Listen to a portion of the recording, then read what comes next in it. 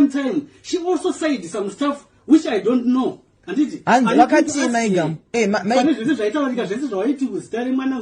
Are you also going to go into that? Are you admitting it then? You don't understand, Shona. That's your problem. That's the reason why I wanted to go was for him to take away whatever rituals or whatever things she has, which I believe are causing misfortunes to me. And this has not only been disclosed by N'anga. My pastor Chayo have said it in my absence. Yeah. And on that note, I know it's something nobody would ever agree with. No one will agree. We can spend the whole day here. So what does misfortunes on you? It's very clear. It's very clear. If she could deprive me of the money she bought, if she could deprive me of the money she bought, what was so special about staying for now? She chased me away from here. She didn't want me to be registered. All that happened before this happened.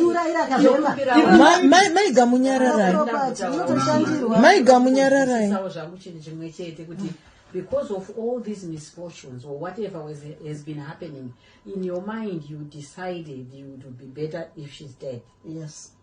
This is where I'm surprised. Alright, it's not about death, Amai. It was about those items, your powers, your possessions, that should be taken away. And they are all saying this because you are not in my shoes. They are all saying this. You are very strong to be saying this because you are not in my shoes. Why can't you ask him how he is going? Nganga said something about masters as well. She was giving him information. I was telling him.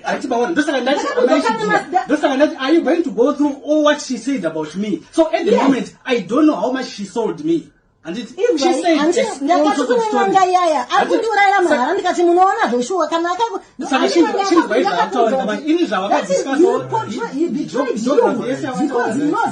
Mama, let's that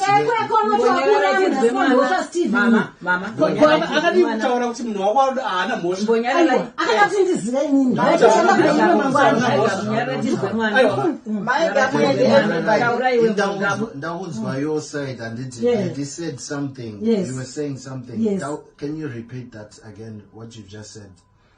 Ngati inini nyanga yavo yaunoti ndina mhosva ndopekatsvaga paikakufonera iwewe yakuda kundiuraya ndinotoona kuti taurai nyanga yakuda kundiuraya baba wagamu yakabuda panze. It's not only N'anga. baba gamu nyararai From so many angles. You are running away from the fact. I know nobody would ever admit in public that you are being pointed. In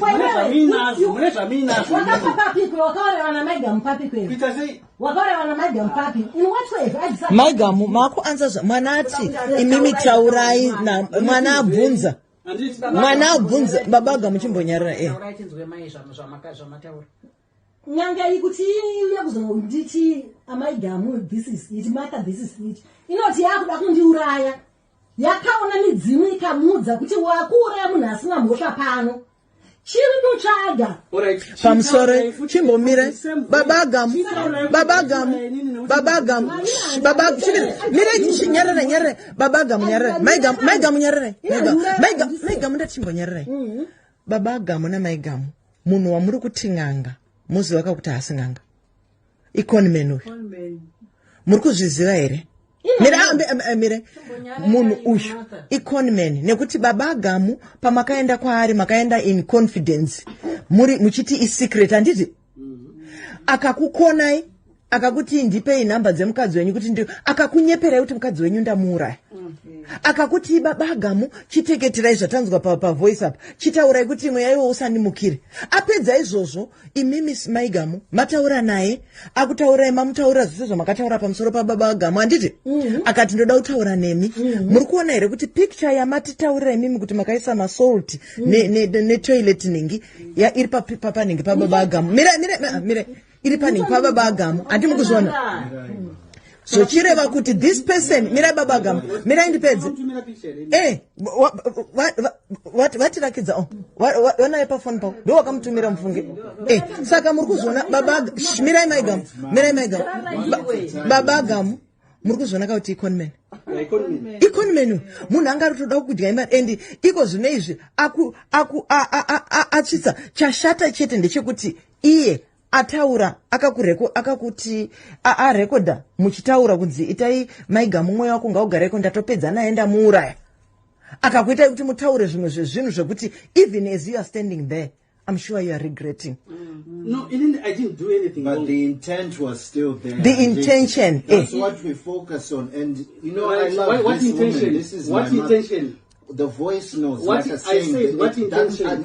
Yekuda kuuraya babaga. You are putting words in my mouth. The intention was to take away stuff. Pamainzi ndapedza naye mawanzi gakaitaura aiwa hanzi ndamuuraya pavidhiyo pari kutaura kunzi ndamuuraya akuudzani